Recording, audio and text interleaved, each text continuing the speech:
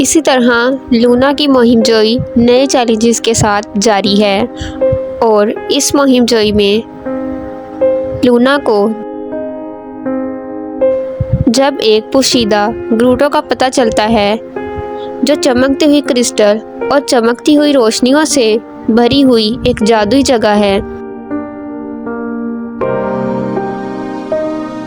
जब वो वहां पहुंचती है तो वो मरीना नामी एक दोस्ताना जलपरी से मिलती है जो उसे पानी के अंदर की तलाश में ले जाती है। एक साथ वो समंदर के अजायबात को दरियाफ्त करते हैं और एक दोस्ताना डॉल्फिन का सामना करते हैं। लेकिन रेवन सायादार चमगादड़ एक बार फिर नमूदार होता है जो ग्रूटो का जादू चुराने की कोशिश करता है। लूना और मरीना अपनी बहादुरी और तेज सोच को रेवन को पीछे छोड़ने के लिए इस्तेमाल करते हैं और चमकती हुई ग्रूटो के राज से पर्दा उठाते हैं। वहां इन्हें एक जादुई मोती मिलता है जो मेहरबान दिल रखने वालों की ख्वाहिशात को पूरी करता है।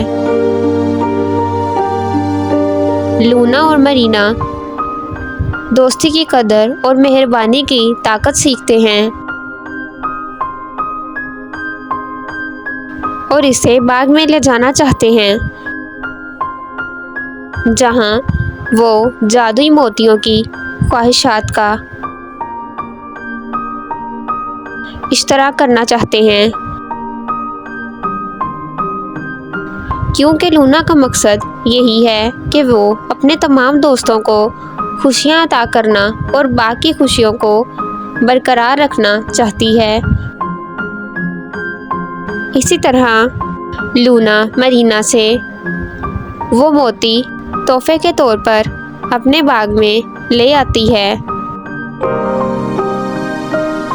जिससे लूना के दोस्त उसकी बहादुरी और मेहरबानी का जश्न मनाते हैं और दूसरों की मदद करने के लिए इसकी गैर मुतज़लज़िल लगन के लिए इसका शुक्रिया अदा करते हैं। इसी तरह उसकी हर दिन एक नई मुहिमजोई जारी रहती है क्योंकि लूना और इसके दोस्तों को नए चैलेंजेस का सामना करना पड़ता है और वो ना सिर्फ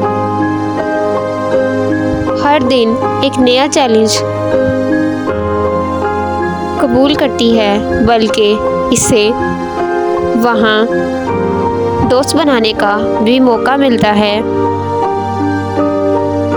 और वो आपस में मिलकर जादू दरियाफ्त करते हैं जो हमेशा के लिए इनके लिए एक याद बन जाता है। लूना की बहादुरी और मेहरबानी इसके दोस्तों को मुतासिर करती है और इसे एक हकीकी हीरो बनाती है और लूना जानती है कि चमकती हुई ग्रूटो का जादू हमेशा के लिए